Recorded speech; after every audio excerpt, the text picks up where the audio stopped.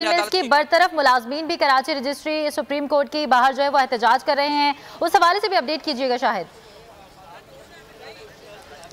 जी बिल्कुल, सुबह से एहतजाज कर रहे हैं। तकरीबन 4000 से ज़ायद मुलाजमीन है, उनकी जो बर्तरफी हुई थी उसके खिलाफ, और उसके बाद एहतजाज जारी था। आज जब सीएम पेश हुए अदालत में, उसके बाद काफ़ी नारेबाजी की गई जो है वो बर्तरफी के खिलाफ। सीएम ने मीडिया से बातचीत करने के बाद सीएम सिंध खुद चल कर गए तमाम जो मुलाजमीन थे उनके पास, और उन्होंने यकीन दहानी कराई है कि वो स्टील मिल के जो मुलाजमीन हैं उनकी बर्तरफी और उसके बाद मिल को दोबारा चलाने के हवाले से वफाकी हुकूमत से बात करेंगे। उन्होंने यही कहा, सीएम ने मुलाजमीन को यकीन दहानी दिलाई कि ये सबसे पहले जो वफाकी हुकूमत और सूबाई हुकूमत से पहले जो हक है वो तमाम इन मुलाजमीन का है। हम कोशिश करेंगे कि वफाकी हुकूमत से सूबाई हुकूमत ये स्टील मिल जो अपनी तहवील में ले लें। उन्होंने खदशे का भी इजहार किया है कि जो मुलाजमीन को बरतरफ किया गया है उसके बाद जो है ये ज़मीन स्टील मिल की जो है इसको कब्जे में लिया जा सकता है। अब स्टील मिल की जो मुलाजमीन है वो सीएम के यकीन दहानी के बाद अब एहतजाज उनका रुक चुका है। सीएम यहाँ से जा चुके हैं और उन्होंने अपनी यकीन दहानी कराई है कि जो सिंध हुकूमत है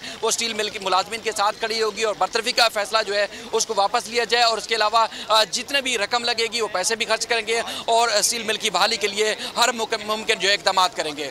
सुप्रीम कोर्ट कराची रजिस्ट्री में अदालती कार्रवाई के हवाले से शाहिद हुसैन अपडेट कर रहे थे। आपका बहुत शुक्रिया। और